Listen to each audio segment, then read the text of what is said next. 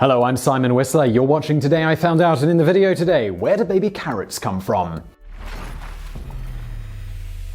Unlike cut baby carrots, farmers grow true baby carrots to be naturally small, or other times they are simply carrots harvested before they get a chance to completely mature. True baby carrots bear the same cone shape as normal-sized carrots, while only being a fraction of the size. A number of farmers produce this type of baby carrot when they thin their crops during the growing season by removing a certain percentage of immature carrots. However, other farmers purposefully harvest entire crops of carrots young in order to sell the baby carrots with their green stems attached. That little detail allows farmers to prove that their baby carrots are true baby carrots rather than carrots cut to look like miniatures. The majority of baby carrots sold in supermarkets, though, they're not this type but are manufactured in order to look a certain way. The baby carrots that we know today, they didn't arrive in stores until 1989. Successful carrot farmer Marko Jurosek operated a farm and processing plant in California, and he believed that there had to be a better way to use the 400 tons of carrot cull that his plant produced per day.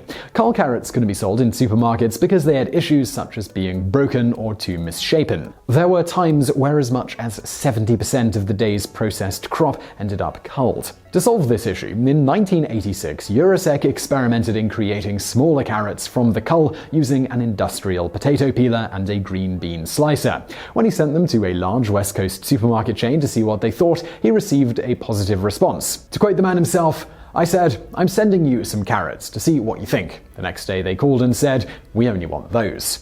The process of manufacturing baby carrots has been refined and streamlined in the years since Jurosek first created them. At Grimway Farm, one of the United States' top carrot producers, full-size carrots are planted close together in an effort to have them grow straight and minimize the amount of carrot that will need to be trimmed later on in the process. Then a mechanical harvester harvests the carrots and they are transported to the processing facility where workers use hoses and water to force the carrots out of the truck. The carrots are then washed into the processing facility on luges. The luges and the water serve a dual purpose, washing off the loose dirt and sanitizing the carrots with trace amounts of chlorine that's in the water.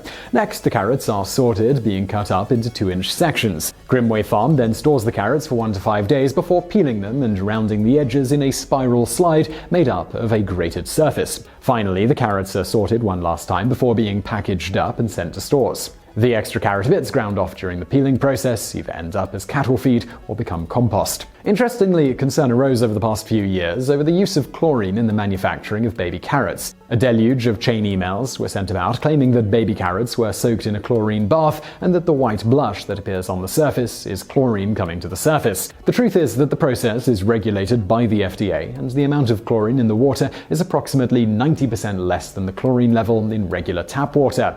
That minute amount of chlorine sanitizes the carrots to prevent consumers from contracting foodborne illnesses such as E. coli and listeria.